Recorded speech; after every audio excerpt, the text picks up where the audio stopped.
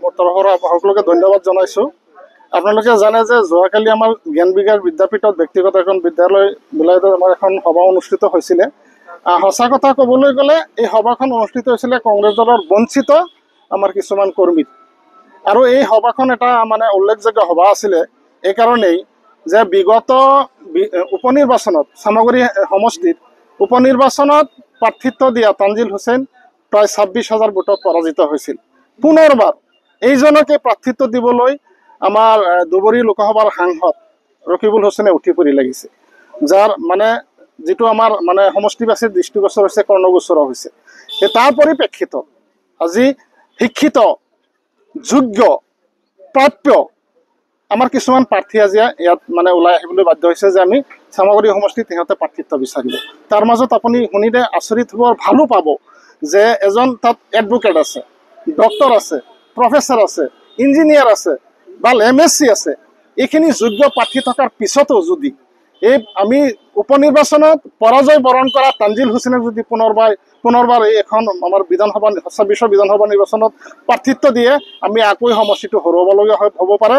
গতিকে আমি আপোনালোকৰ জৰিয়তে আমাৰ জিলা কংগ্ৰেছ, ব্লক কংগ্ৰেছ আৰু আমাৰ প্ৰদেশ কংগ্ৰেছক অনুৰোধ কৰিছোঁ, প্ৰাৰ্থিত্ব দিয়াৰ দায়িত্ব আপোনালোকৰ, কিন্তু ভোট দিয়াৰ দায়িত্ব কিন্তু ভোটাৰৰ।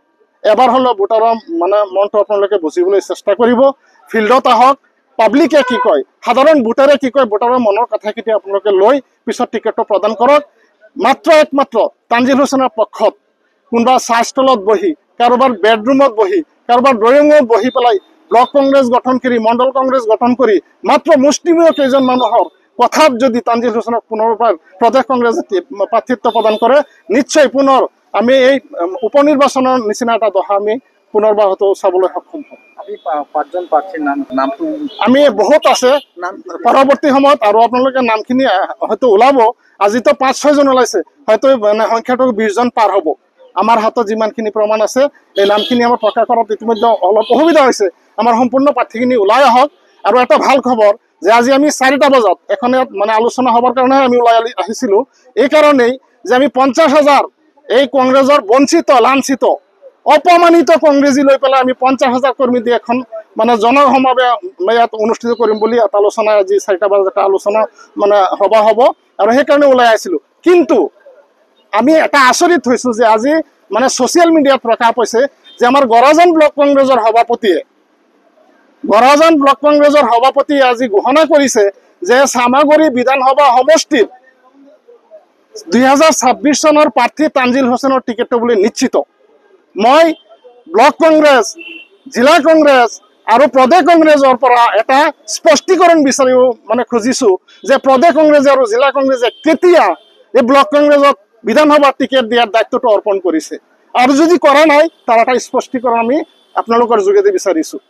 পৰিয়ালকেন্দ্ৰিক ৰাজনীতি চলিছে নেকি চামগুৰিত? পৰিয়ালকেন্দ্ৰিক হোৱাটো ডাঙৰ কথা নহয় ৰকিবুল হুছেইনৰ কাৰণে। আমি পৰিয়ালকেন্দ্ৰিকলৈ যাবলৈ বিচৰা নাই। আমি কংগ্ৰেছী হিচাপে থাকিব বিচাৰিছোঁ। আমি যোগ্যতাৰ সন্ধানত আছোঁ। যদি যোগ্য প্ৰাৰ্থী দিয়ে, সকলোৱে উঠি পৰি লাগি পুনৰবাৰ এই চামগুৰি সমষ্টিৰ সময়ত কংগ্ৰেছৰ দখলত আছিল, পুনৰ 26 চনত এই কংগ্ৰেছৰ দখললৈ আহিবলৈ আমি নিশ্চিত। আমি আমাৰ হাতত ইতিমধ্যে 5-6 জন আহিছে। মই আগতেও কৈছোঁ যে অতি কমেও 20 জন মান আমাৰ মানে প্ৰাৰ্থী বিচাৰিব পাৰে, আৰু 20 জন নহয়, আৰু হয়তো তালিকাটো আৰু অলপ দীঘলীয়া হ'ব। যদি আপুনি বিচাৰে প্ৰতিজন মানুহেই, প্ৰতিজন ব্যক্তি ইয়াত যোগ্য। আৰু এটা কথা চৰ্চালৈ আহিছে, আজি চাওক, মই সেইকাৰণেই কৈছোঁ কথাটো, কোনোবা এজন ডক্টৰ, ইঞ্জিনিয়াৰ, এডভোকেট, এজন MSc, কোনোবাই শিক্ষকে, কোনোবাই ৰিটায়াৰ্ড পাৰ্চন ইয়াত টিকেট বিচাৰিব। যোগ্য প্ৰাৰ্থী এজনে টিকেট বিচাৰিলেই এইটো হুদাপন্থী বা কোনোবাই পন্থী বনালেই আমি তাত একো ক'বলগীয়া একো নাই। এইটো নুৰ হুদাৰ একো নহয়। নুৰ হুদা আমাৰ এজন আদৰ্শ আছিলে, এতিয়াও আছে। মানুহজনৰ এটা ঘনবৃত্তি আছে, খালি ৰূপহীয়াত সমষ্টি নহয়। অসমৰ ভিতৰত যোনটো সমষ্টিতে খেলে, নুৰ হুদা আশা কৰোঁ মই জিকাটো সম্ভৱ হ'ব, কাৰণ তাৰ ব্যক্তিত্ব আছে। এই ব্যক্তিত্ব বজাই ৰখাৰ কাৰণে তেওঁ এজন ভাল নেতা, আৰু তাৰ প্ৰতি আমাৰ সকলোৰে শ্ৰদ্ধা আছে। নুৰ হুদা এইটো মানে এই ক্ষেত্ৰত কোনো জড়িত নহয়, আৰু জড়িত হ'ব নালাগে মোৰ মতে, নিশ্চিত আমি।